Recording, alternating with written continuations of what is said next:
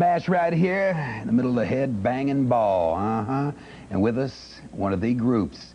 They say the Stones to the 60s were the kings of their genre. They say Aerosmith in the 70s was the same thing. They say in the late 80s going into the 90s. Oh, pardon me. It is these boys right here, Guns N' Roses, out of Los Angeles. These guys come from all over the place. Which, you guys are going back and forth on these cameras here. Right here we got Stevie. We got Duff right over here. We got my man Slash right over here. Izzy next to him. And W, Axl Rose, a period after W, if you would, please. Now, here's what the story is, fellas. They say you guys are cocky. They say you're insolent. They say, honestly speaking, you guys are a bunch of wackos. Wackos. Now, how you guys feel about that? That's the image you guys have got as far as the critics are concerned. We just don't take any garbage off anybody, that's all. Simple. And a lot of people think that's problems. Oh, really?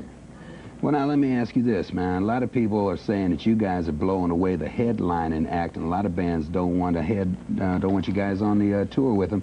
How'd this Motley Crue thing come along, this Motley Crue thing? Oh, we're going out with them in a few, about a week. Well, actually, we're finding out that a lot of the bands, after they've had taken the time to listen to the record and stuff, we're getting calls from a lot of major bands, that really like the record. But when they've already got an opening act set up, you have to wait till there's an opening to go out there with them. I like what we're doing because the tours we're like doing a little bit with this band, a little bit with this band, rather than doing like a whole year with one act. Well, I read somewhere where you guys have a situation where you don't necessarily like certain acts. Let me throw out some names. Aerosmith, how you guys feel about that? No, it's not. I mean, it's not even getting to that point. I mean, it's like the question you ask about, like the bands, is how do they feel? It's like with Crew, they probably don't care. I mean, they just want to have a good time. We did with the Cult. That was a great one too.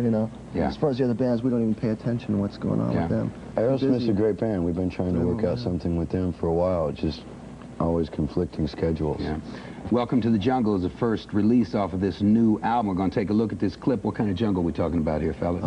Talking about the concrete, the streets, the city, and basically what being exposed to news and everything else of the city, what it can do to you and how it can affect you. Did you guys have a little problem getting this thing on TV? Yeah, I think Seems to have taken a little while, Now that you mention that. Yeah, and there's a few changes been made to this video. We bought actual news footage that had been shown on television from NBC and CBS and ABC, but we had to cut a lot of that out. Well, let's see what the end result is. Guns N' Roses right here on MTV. Gentlemen, together on the count of 4, let's rock. 1, 2, 3, 4. Let's rock. MTV Smash right here. Guns N' Roses with me right now. Fellas, got to ask you, what in the world is this here from the inner sleeve? You were looking at the album covered here, but I got to ask the inner sleeve, man. What kind of picture? What is this picture all about here, man? That's a postcard. Highly satanic. That's a postcard. Oh, really? That's a picture. As I understand it, this was banned by the record company. No, it wasn't banned by the record company. It was banned by a lot of stores. The record company was actually pretty much into it. It was banned by Warner Brothers. They wouldn't produce the album cover that way. So we had to hire an independent artist to put the album cover together. It's a Robert Williams painting. Right. He does a lot of shows here in New York and in LA and all over the world. And it's more of an underground comics artist. That's that painting sold in 1978 for $10,000. Oh, really? Yeah. No kidding. So now it's worth a lot more. Well, now, on your album notes, I wrote here that it says, special thanks to all the teachers, preachers, cops, and elders who never believed. The meaning thereeen, gentlemen? Just people that didn't believe in what, So in other words, you are holding one finger very, very high in front of their faces. When you were a kid, going, well, listen to this music. No, you'll never get anywhere doing that. Yeah, we will. You wait and see. Well, I tell you what, you guys got a good reputation out there on the road, man. I know it was rough the first night out there at the Marquee in England, as I understand it, but you guys are kicking ass right now, huh? Oh, yeah. All those gigs have been... Well, I also hear that... Went from the Marquee to the Odeon now. Yeah. But you guys are kicking ass now, man. I mean, all over the place. You just played at the Ritz last night. No, it's last night because it's Saturday. Saturday. Where's your head at? Yeah, man. I'm telling you, man, this guy's in another world here. Well, here's what I got to ask, because I understand it. When you guys go, you are very well known. No.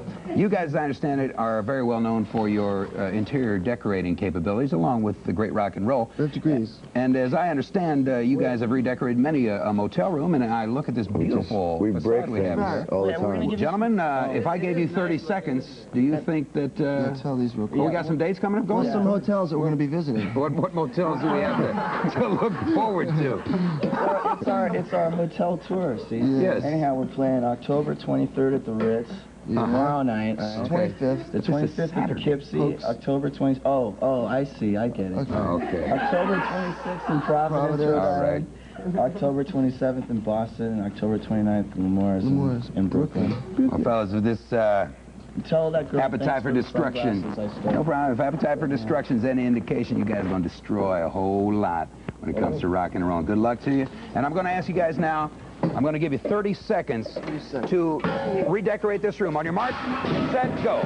Ladies and gentlemen, what we have before us here is redecoration unlike any I've ever seen. Oh, my God.